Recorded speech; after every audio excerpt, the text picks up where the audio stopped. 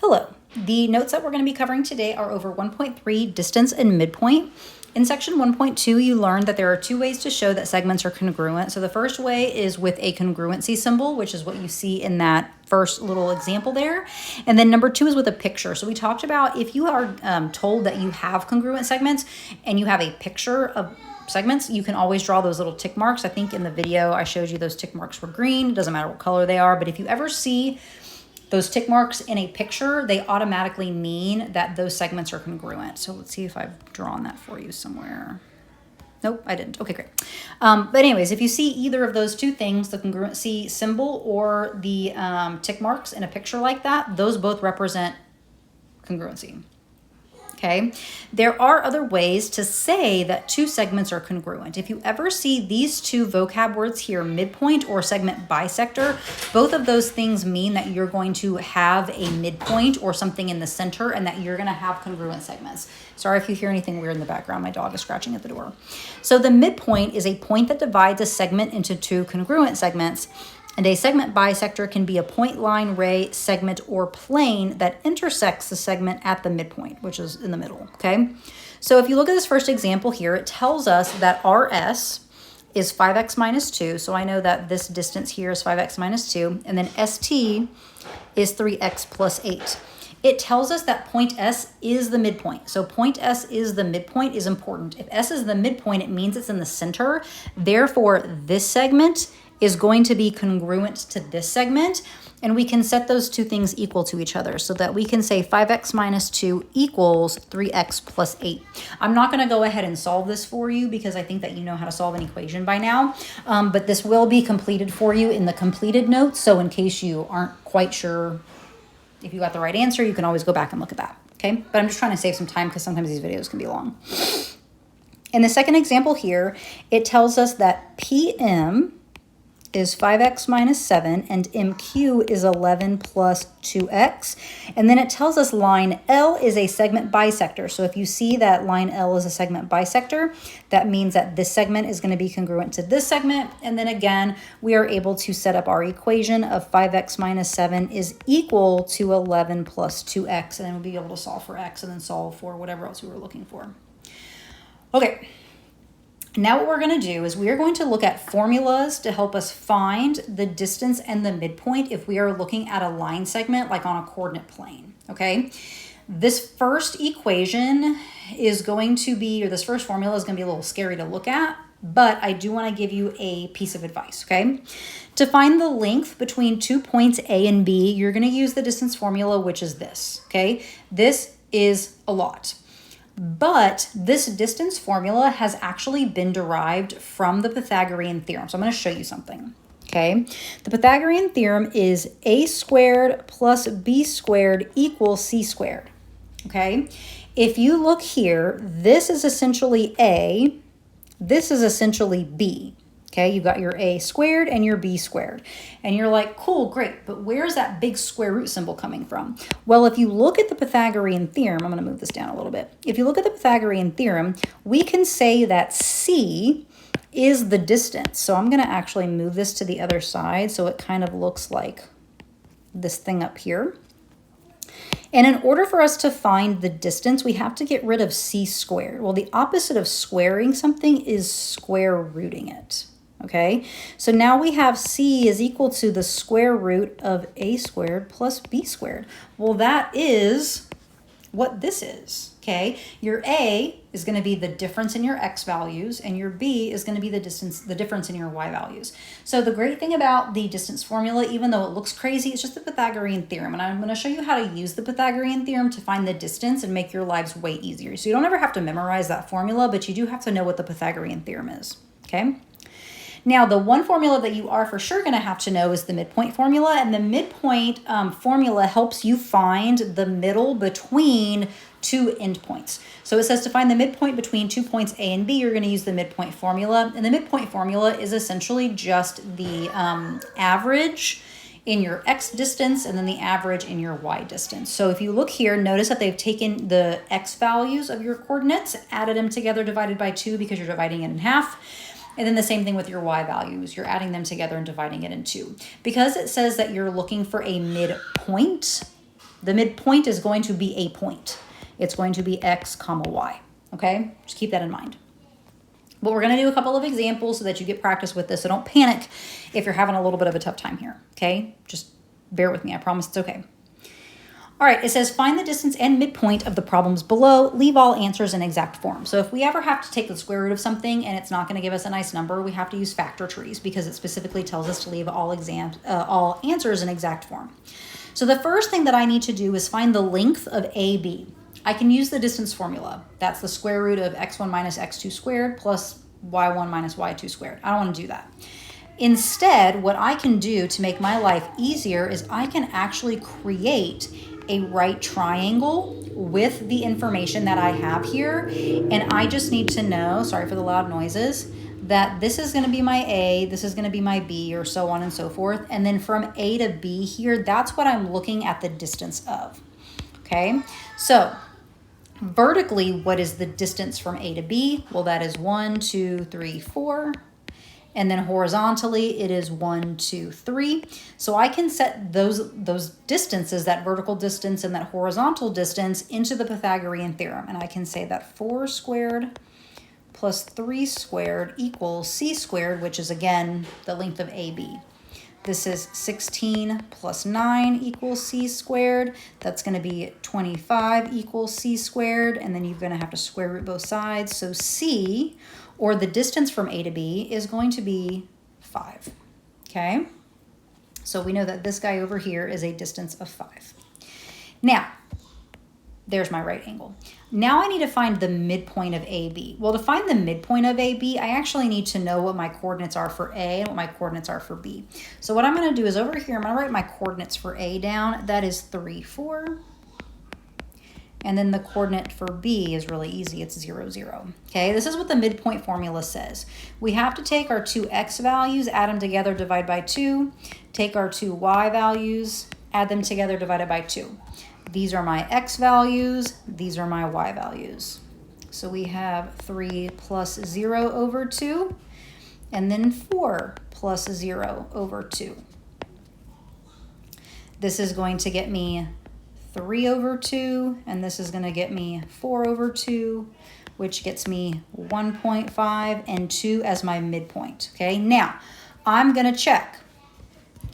I'm going to look at my picture, and I'm going to go over 1.5 and then go up 2.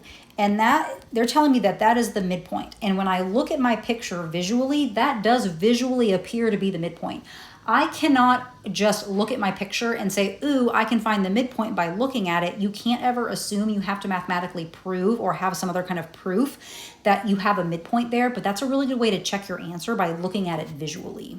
So the midpoint of AB is 1.5 comma 2. And that's all you have to do to find the distance between 2 points and find the midpoint between 2 points. So let's do another example. Over here, I need to find the length of AB. So again, I'm going to draw a right triangle, because that's the only way you can use the Pythagorean theorem. And I'm going to find the vertical distance between A and B and the horizontal distance between A and B. So this is 1, 2, 3, 4. So this length over here is 4. 1, 2, 3. Ooh, this one's also 4. So I know that I'm looking for that side over there. So we're going to use the Pythagorean theorem. 4 squared plus 4 squared equals c squared, which is our distance or our length. That's 16 plus 16.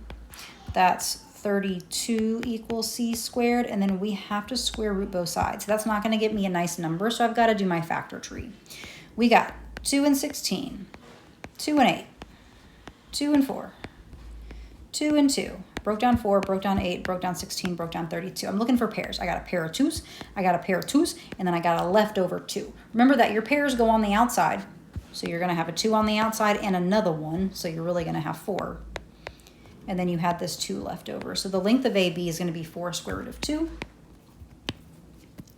So this is 4 square root of 2. And then what we need to do is we need to find the midpoint of AB. So what I'm going to do to make my life a little bit easier, stop it. I'm going to take this and I'm going to scooch, oh gosh, I'm going to scooch that down. And now I'm going to use the midpoint formula, but I need to figure out what my coordinate is for A and my coordinate is for B. A is at 5, 2. B is at 1, negative 2. Okay, so remember, you've got to add your x's together, divide by 2, and then add your y's together and divide by 2. So this will be 5 plus 1 divided by 2, and then 2 plus negative 2 divided by 2. This is going to be 6 over 2. This is going to be 0 over 2. This will be 3 comma 0. So let's check visually, and visually that does appear to be the midpoint, so I think we did a good job there. 3, 0. Okay, so now we're able to look at a graph on a coordinate plane and find the distance between A and B, and then also find the midpoint of A and B. But what are you going to do if you're just given coordinates and you're not given a graph to draw your right triangle, and you have to find the length of AB and you have to find the midpoint of AB? The midpoint's easy because you already have the coordinates. The thing that's a little bit more tricky is finding the distance.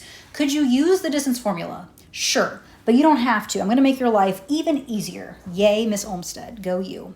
What I'm going to do is I'm going to have you find the distance in your x values first. So what is the distance, or what is the length from 2 to negative 1? Well, as soon as you go from a positive to a negative, remember that you're crossing over 0 on the number line. So the total number of tick marks that you have from negative 1 to 2, or from 2 to negative 1, is 3. That's a distance of 3. From 2 to negative 1, you got a distance of 3. And then you're going to do the same thing with your y values. What is the distance from 4 to negative 2? Well, that is a distance of 6, okay? What you have done here is you have found the vertical distance in your coordinates and the horizontal distance, just like we did up here. We found the vertical and the horizontal distance. Over here, we found the vertical and the horizontal distance. That's what we're doing here. We're just not doing it on a graph. We're just doing it by hand. Okay, so what we can do is we can take those two values that we found and plug those into the Pythagorean theorem. So this is 9 plus 16 equals c squared. This is 25 equals c squared, and we know that c is equal to 5. So our distance is 5. Now, to find the midpoint, remember, you just take your a value, or your x values, you add them together, divide by 2. And then you take your y values, add those together, and divide by 2. So I'm just taking those from our coordinates up here. Sorry. I'm taking those from our coordinates up here. So I've got my x plus x divided by 2, and then my y plus y divided by 2. And that's what I've got there. So there are my y's added together, divided by 2. And then those are my x's added together and divided by 2. And now we just do some math. 2 plus negative 1 is 1 over 2.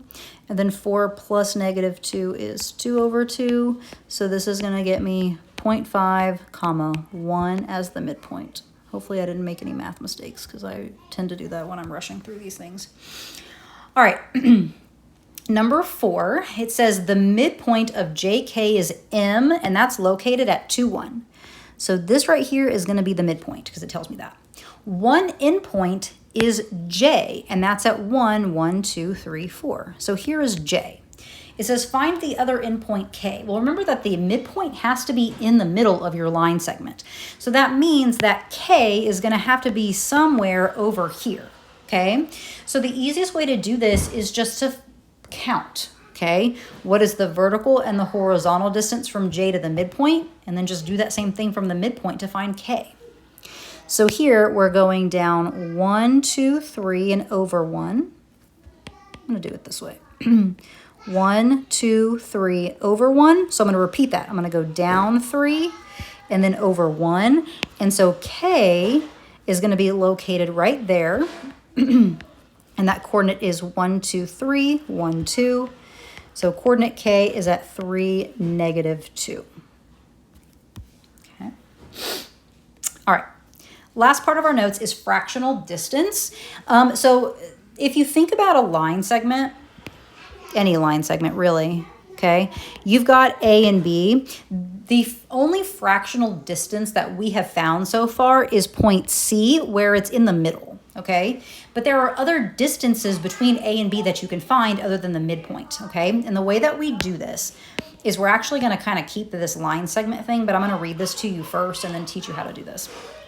So the fractional distances, the endpoints of AB are A at 6,9 and B at 1824. Do you want to graph this? I sure as heck don't. Point C lies on AB, and it is a third of the way from A to B. What are the coordinates of point C? So even though these things definitely do not lie on a horizontal line because of those coordinates, I always draw me a horizontal line. And I'm going to start here at A, and I'm going to list A as being at 6,9. And then I'm going to say B over here is at 18,24. And it says that point C is 1/3 of the distance between that. So I know that point C is going to lie somewhere close to A because it's only a third of the way. It says, what are the coordinates of point C? So the way that we do this is we first have to find the distance from A to B, okay? So our first step, step 1, is we are going to find the distance in our X values and the distance in our Y values. So let's first look at our X values. The distance from 6 to 18 is 12. That's a distance of 12. And then we got to find the distance in our Y values. So from 9 to 24, I should be able to do this in my head, but for whatever reason, I can't. So we're going to use our good old calculator. That's going to be 15. I should have known that. So right now, when I look at A to B, the distance in my X values is 12. From 6 to 18 is a distance of 12. And then from 9 to 24 is a distance of 15. Okay, I got that. I'm going to erase this so that I can see this a little bit better. Okay, now, once I know what those distances are, I have to take those distances and multiply them by whatever they give me for my fractional distance, which in this case is a third. So I'm taking the distance in X, which is 12, and multiplying that by 1/3. And then I'm going to take the distance in my Y's, which we said was 15, and multiply that by 1/3. This is going to be 4, and this is going to be 5. Okay?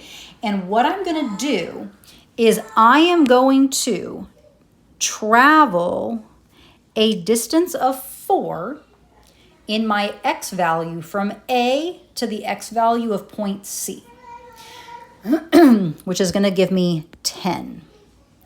And then I'm going to do the same thing with my Y values, but now I have to travel a distance of 5, which is going to be 14. So point C is at 10, 14. Hopefully that makes sense. It's a little bit funky. So first find your distances from your two endpoints. So from A to B, I need to find the distance in my X's and my Y's. You take those distances and you multiply them by the fractional distance, and that'll get you a new distance. And then you add those new distances to your coordinate A to find the new coordinate C, which lies a third of the way between. Okay. So that is it for the set of notes. If you have any questions, please go see your teacher during their normally scheduled, I almost said tattoo, normally scheduled tutorial times, and I will see you in the next video. Bye.